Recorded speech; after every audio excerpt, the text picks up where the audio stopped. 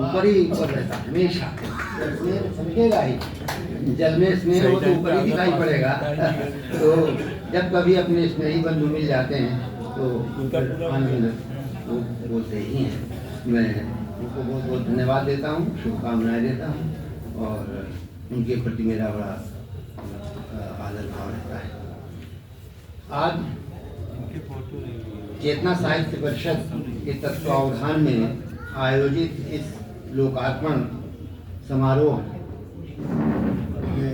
आज हमारा मंच बहुत सौभाग्यशाली है, क्योंकि आदरणीय दीदी, जिसको हम सब लोग जानते हैं, जिनको प्रोफेसर उषा सिन्हा जी, आप उनको मंच से ही जानते हैं या कुछ विद्यार्थी भी रहे होंगे। मैं उनको बहुत निकट से जानता हूँ, क्योंकि मैं उनका सहयोगी भी रहा हूँ और भाषा और साहित्य दोनों में उनकी बड़ी रुचि रही है और बड़ी गंभीरता से उन्होंने शब्दों को लेकर के जो शोध किया है और भाषा के प्रति जो उनकी दृष्टि है वो बहुत ही सराहनीय है। आज भी वो भाषा के लिए पूरे भारत में हिंदी भाषा के लिए विशेष रूप से लड़ रही हैं, संघर्ष कर रही हैं, इस बड़ी भारी समिति बना करके। ये उनका बहुत ही महत्वपूर्ण कदम है भाषा के लिए और हिंदी को राष्ट्रभाषा के रूप में देखना चाहती हैं। ये एक बड़ी हम सब लोगों के लिए महत्वपूर्ण बात है। हाँ, क्योंकि हम लोग अब राजभाषा जब से हिंदी हो गई तब से हम लोग शांत हो गए कि अब आगे कुछ नहीं हो सकता है। लेकिन दीदी उन वरिष्ठ साहित्यकारों और संघर्षशील योद्धा के रूप में है जो हिंदी को राष्ट्रभाषा के पद पर समासीन करने के लिए निरंतर संघर्ष कर रही है। अभी इसलिए राष्ट्रभाषा की बात जब पंकज जी ने यहाँ जो लिखी उसको लेकर के वो बहुत ही उत्साहित हुई और प्रसन्न भी हुई। हमें हिंदी के लिए ये कार्य करना चाहिए। और एक बात उन्होंने और बड़ी महत्वपूर्ण कही है, वो ये है कि बोलियों को लेकर के और हिंदी का जो बीच में भेद पैदा किया जा रहा है उसके विषय में, वो भी एक महत्वपूर्ण नहीं है, क्योंकि उससे हिंदी कमज़ोर होती है। यदि हम अन्य बोलियों को महत्व देंगे तो हिंदी फिर क्या है, सभी बोलियों का एक पुंज ही है। हिंदी अपने आप में कुछ नहीं है, क्योंकि हम सब हिंदी भाषी। कोई ब्रज बोले तो भी ब्रजभाषा भाषी नहीं कहता, हिंदी भाषी। राजस्थानी भी अपनों की हिंदी भाषी ही कहे, भोजपुरी भाषी भी हिंदी भाषी ही कहे। तो ये बड़ी बात कही, मैं उनको प्रणाम करता हूँ। और आज के हमारे विशिष्ट अतिथि आदरणीय अग्रज सिद्धिकंठ जी, जिनके विषय में हम सब लोग जानते हैं, जिनका अभी पांडे जी ने उल्लेख किया कि उनको कविता, साहित्य, छंद एक आदिकाल से लेकर के अब तक उन्होंने एक साहित्य पथ पुस्तक लिखी है, जिसमें आदिकाल से अब तक का उन्होंने पूरा बड़ा अच्छा विवेचन किया है। तो ऐसे वरिष्ठ और वैदुष्यपूर्ण साहित्यकार हमारे मंच पर हैं, ये हमारा भी सौभाग्य है। और सबसे बड़ी बात यह है कि हमारे मध्य चेतना साहित्य परिषद के अध्यक्ष और सबसे वरिष्ठतम साहित्यकार, जो कभी गीतों के राजकुमार कहे जाते थे और आज वो गीतों के सम्राट हैं, उनकी विनम्रता और उनका लेखन, वो अपने को कुछ नहीं दिखाते, इतनी विनम्रता है उनमें, लेकिन उनको हम लोग पहचानते हैं। जो उनको निकट से जानता है वो पहचानता है कमलेश जी को, कि कमलेश जी क्या हैं। उनको तो सभी लोग जानते ही हैं। मैं उनको भी, उनका भी अभिवादन करता हूँ। और हमारे मध्य सभा ये मंच में जिनको हमने उपाधि दी है छंद महारणों की, अशोक पांडे छंद महारणों, महासमुद्र हैं छंद के वो, क्या छंद को पहचानने में, छंद लेखन में। और बहुत अरसे से जब वो युवा थे और उसके पहले से भी बड़े बड़े कवियों ने उनको छंदकार के रूप में मान्यता दी थी। हमारे डॉक्टर जगदीश गुप्त जी ने, उन्होंने छंदशती पुस्तक लिखी ब्रजभाषा छंदों में, उसमें आपका उल्लेख किया है, आपके नाम का, आपको याद होगा। तो उस समय आपको सबकी सूचना में आते थे, आपके छंद का ज्ञान इतना अच्छा है, छंदों का विवेचन अच्छा इतना करते हैं। तो आपको भी मैं बहुत धन्यवाद देता हूँ। और आज के संचालक के विषय में मैंने कह ही दिया है, हाँ, उनको तो हमारे स्नेही बंधु ही हैं। आज के कृतिकार राम अवतार पंकज जी को मैं बधाई देता हूँ इस छंद वीथिका के लोकार्पण के अवसर पर। उनके व्यक्तित्व के विषय में बहुत चर्चा हो चुकी है, दीदी ने की है, हमारे आदरणीय सिद्धगंठ जी ने की है, उनको मैं भी बधाई देता हूँ।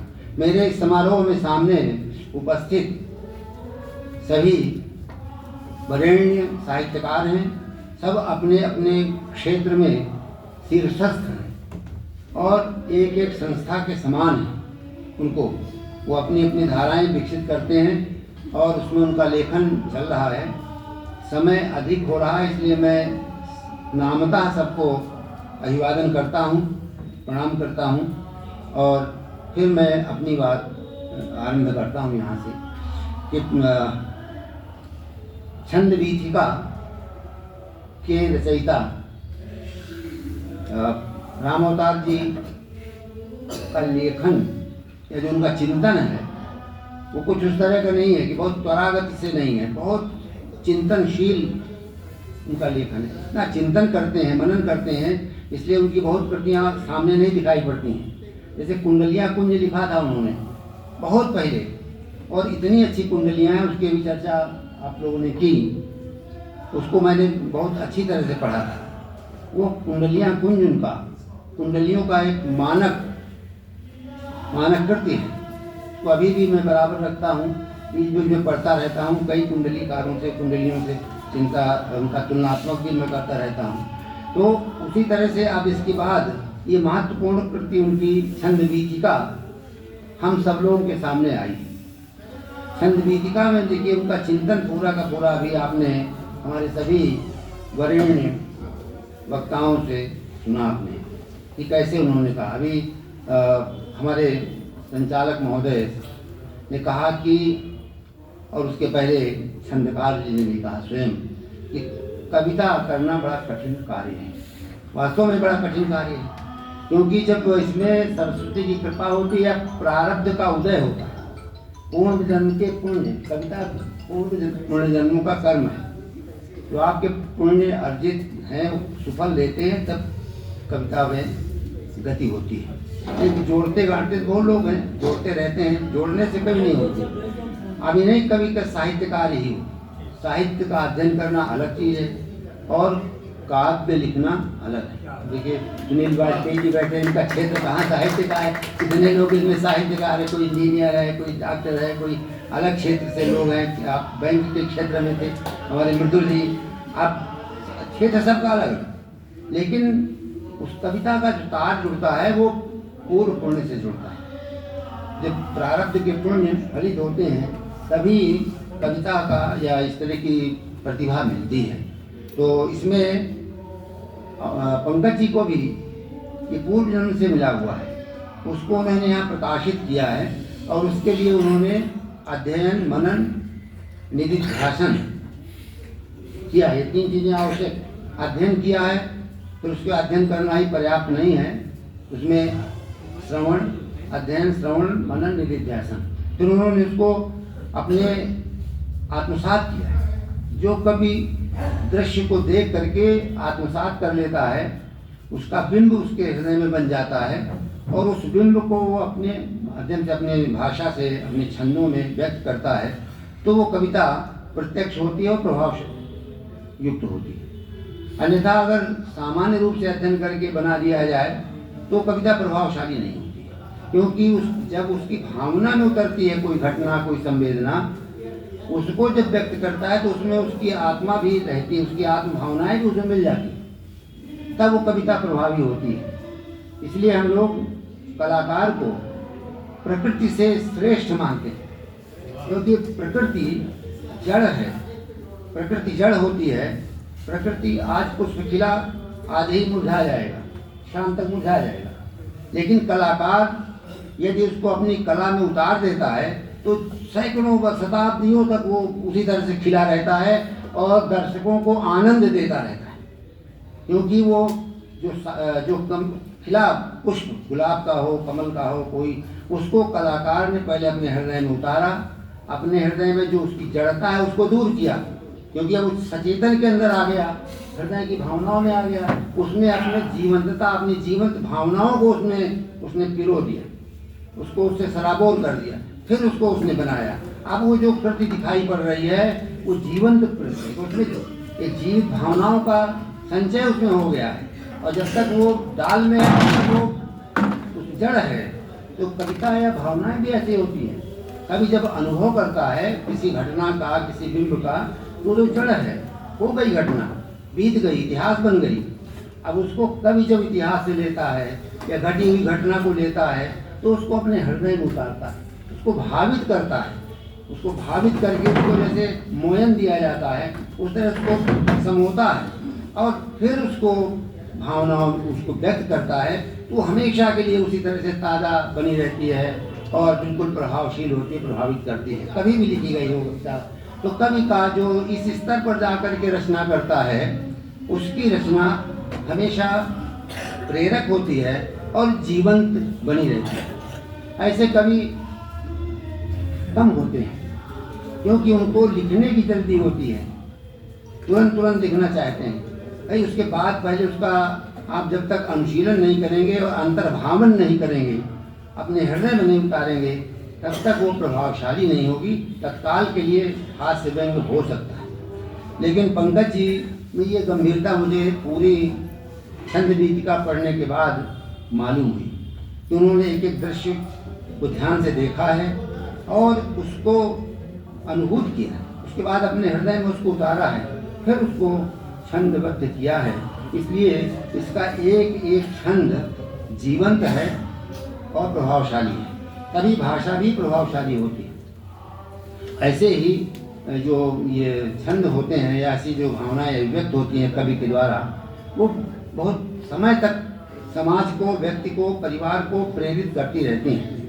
इसलिए इस दृष्टि से पंकज जी की ये छंदगीतिका बहुत ही सफल कृति है, प्रशंसनीय है।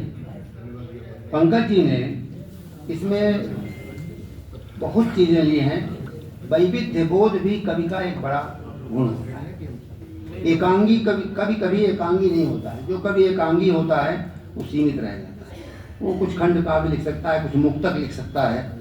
लेकिन जिसमें वैविध्य बोध होता है, विभिन्न घटनाओं को, दृश्यों को वर्णन करने की क्षमता उत्पन्न करता है, छंद रखता है, वो बड़ा कवि होता है, महान कवि होता है। मैंने अनुभव किया इसको पढ़ते हुए, काव्य की एक कोटि होती है, तो एक साधु काव्य कहलाता है, साधु काव्य कहलाता है। और हाँ, साधु काव्य धर्म अर्थ काम मोक्षेषु वैचक्षण्यम कलासु च, धर्मार्थ काम मोक्षेषु वैचक्षण्यम कलासु च करोति कीर्तिम च साधु काव्य। ये एक साधु काव्य की श्रेणी में आता है, जिसको सब लोग पढ़ना चाहते हैं या सबको कुछ न कुछ मिल जाए। कभी वो सब कृति सफल होती है, कवि की रचना तभी सफल होती है, हर व्यक्ति पढ़ने वाले को, हर पाठक को कुछ न कुछ उसमें मिल जाए और वो अनुभव करे कि मेरी बात कह दी। जब उसकी बात कही जाएगी तभी उसको अच्छा लगेगा, तभी उसको स्वीकार करेगा। यदि आपने उसकी बात नहीं कही तो फिर वो उसको बहुत उससे लगाव नहीं रखेगा। तो ये उसकी सफलता है कृतिकार की, कि वो ऐसी भावना, ऐसे व्यापक दृष्टि रखता है कि सबको कुछ न कुछ उसमें मिलता अवश्य है। अब जैसे जो भी इस तरह की कृतियां हैं, उसमें सब कुछ, इसमें सब पूरे बया वर्ग के लिए, पूरे समाज के लिए सब कुछ इसमें दिया गया। जैसे अभी बताया दीदी ने और सब लोगों ने, इसमें आपको व्यक्ति भी मिलेगा, समाज भी मिलेगा, राजनीति भी मिलेगी, कवि भी मिलेगा, नारी के विषय में मिलेगा, कृषक के विषय में मिलेगा और आजकल के युवा वर्ग के विषय में मिलेगा। कोई विषय ऐसा नहीं है जो सामान्य रूप से हम लोग जिसको देखते हैं उसको कवि ने अपनी विशिष्ट दृष्टि से, अपनी भावना से देखा है और उसको बड़ी गहराई के साथ उसमें प्रस्तुत किया है। उसका एक एक बिंदु लेकर के उसका तात्विक विश्लेषण छंदों में किया गया है। अभी बहुत से छंद में आए हैं जिसको उन्होंने वर्णन किया है। पंकज जी की रचनाएं बड़ी प्रभावशाली होती हैं। और अच्छी बात यह है कि उनकी स्मृति बहुत अच्छी है अपने बाल्यकाल से। वो एक बात और मैं कहना चाहता हूँ कि कवि या साहित्यकार को अपने बचपन से जो भी अनुभव है उसको अभावों को भूलना नहीं चाहिए। जो व्यक्ति भाव पा करके या खुशहाली में आ करके, समृद्धि में आ करके अपने अभावों को भूल जाता है, जो बिताए गए अनुभवों को, तो वो कभी फिर सफलता उसकी संदिग्ध हो जाती है। जैसे तुलसीदास जी ने कभी अपने अभावों को कभी भूले नहीं। वो बहुत उच्च स्तर होने पर भी अपने अभावों को कभी नहीं भूले। वो बराबर सोचते थे कि मैं टूका कुत्ते की तरह या इस तरह टूका टाकी, बहुत इतना पढ़िए आप कवितावली उनकी, तो सब आपको मिलेगा। वो सारे अपने अभावों को याद रखते हैं, ताकि उससे एक तो हमें अहंकार नहीं होता, हम कहाँ थे, कहाँ आ रहे हैं, कहाँ आ गए हैं पूरी, ताकि हर बहुत से व्यक्ति उस परिस्थिति से गुजरते हैं, कह नहीं पाते हैं। कभी उनको उनकी भावनाओं कहता है, केवल अपना नहीं कहता है। अब जिसने विनय पत्रिका को ना, तो विनय पत्रिका उसमें जितना कुछ वर्णित है वो तुलसीदास का नहीं है कि मैं बहुत क्रूर हूँ, मैं मतलब अपराधी हूँ, पापी हूँ, मैं अब कर सब कुछ कहा, लेकिन तुलसीदास के लिए वो लागू नहीं होता। वो समाज के लिए पूरे हर व्यक्ति का प्रतिनिधित्व कर रहा है। कवि का ये होता है कि वो सभी की भावनाओं को लेकर के चलता है और सबको अपने में देखता है और अपने में सबको देखता है। ये उसका एक विशिष्ट भाव होता है, तभी वो वर्णन कर सकता, आत्मीयता के साथ वर्णन कर सकता है। उसका भेदभाव नहीं होता, कवि में कभी भेदभाव नहीं करेगा। जब वो किसी प्रतिपक्ष के पात्र का भी वर्णन करेगा तो उसको पूरी ऊंचाई देगा, ये नहीं कि उसको दबा करके रखे, अपने नायक का बहुत उत्कर्ष दे दे और प्रतिनायक को उत्कर्ष सीखने दे, ऐसा हो ही नहीं सकता है। दोनों को ऊंचाई पर ले जाएगा। चाहे वो रावण का वर्णन करेगा तो रावण की जितनी बड़ी क्षमता है, जितना उत्कर्ष से उत्कर्ष प्रतिनायक कर देगा, और राम का वर्णन करेगा तो उनको ऊंचाई देगा बराबर का, तभी तो काव्य सफल होगा। तो ये कवि का एक विशेष गुण है और धर्म भी है कि वो जिस चीज़ को देखता है, चाहे समाज की बुराई हो या अच्छाई हो, उसका वर्णन करता है, फिर उसके लिए वो समाधान भी प्रस्तुत करता है। जैसे पंकज जी ने इसमें समाज वाली जो सामाजिक संबंधी ये छंद है, उनमें बहुत कुछ ऐसा वर्णन किया है, मैंने देखा इसमें। कवि धर्म के विषय में भी दीदी ने भी बताया और लोगों ने, कवि धर्म का इन्होंने बहुत अच्छा वर्णन किया है कि कवि को क्या करना चाहिए, कवि का कर्तव्य क्या है। पहले से भी चर्चा होती आ रही है, लेकिन उसको उन्होंने आज के संदर्भ में प्रस्तुत किया है। कवि धर्म, कवि धर्म बहुत आवश्यक है। देखिए, धर्म का मतलब हमारे यहाँ कर्तव्य से है, जो करणीय कर्म है वही धर्म है। धर्म कोई कर्मकांड नहीं है, उसका बाह्य रूप है, लेकिन धर्म जो है वो कर्तव्य कर्म है। इसी विषय में चर्चा कर दे रहा हूँ कि अभी गीता की भी चर्चा आई है यहाँ पर। तो वो कवि कर्म क्या है? गीता में भगवान ने कहा, स्वधर्मे निधनम श्रेया पर धर्मो भयावह। इसकी अलग अलग व्याख्या करते हैं लोग। तो ये एक कवि का भी धर्म है। तो स्वधर्मे निधनम श्रेया पर धर्मो भयावह। स्वधर्म, इसको मैं कवि से जोड़ रहा हूँ, आप ध्यान से सुनिएगा, ये बहुत महत्वपूर्ण पंक्ति है गीता की कि स्वधर्मे निधनम श्रेया पर धर्मो भयावह। बहुत 2 मिनट में इसको मैं व्याख्यायित कर दूंगा तो आपको हमेशा याद रहेगा। स्वधर्मे निधनम श्रेया पर धर्मो भयावह। अपने धर्म में निधन हो जाना, प्राण त्यागना श्रेयस्कर है, पर धर्मो भयावह। दूसरे का धर्म बहुत भयंकर होता है, उसमें हमें मोक्ष या गति नहीं मिल सकती। ये स्वधर्म का मतलब ये नहीं है कि हाँ सनातन धर्म और इस्लाम धर्म या क्रिश्चियन धर्म, इस तरह धर्म है भी नहीं, तो मत हैं, तो मत ही है। धर्म तो जिसको कोई नहीं चलाता वो धर्म होता है सनातन। जो व्यक्ति विशेष से चलाए जाते हैं उनका मत होता है। ये सब व्यक्ति विशेष से चलाए गए, चाहे बहुत उनसे ले लिए भगवान बुद्ध, जैन या ईसाई या जो इस्लाम है, ये सब व्यक्ति द्वारा प्रवर्तक चलाए गए हैं। और सनातन का कोई आप नहीं पता सकते सनातन को किसने चलाया। सनातन चला रहा, इसलिए सनातन ही धर्म है, बाकी सब उससे निकले हुए पंथ हैं। तो मैं कह रहा हूँ कि कवि का धर्म जो है स्वधर्मे निधनम श्रेया पर धर्मो भयावह। ये बहुत महत्वपूर्ण बात है। स्वधर्मे का मतलब ये है, जब गीता लिखी गई तब तक हमारे यहाँ कोई भी दूसरा धर्म यहाँ उस तरह का नहीं आया था। जो आज हम कल्पना करते हैं, देखते हैं, उस तरह का कोई धर्म नहीं आया था। उस समय फिर भी भगवान ने कहा कि स्वधर्म निधनम श्रेया।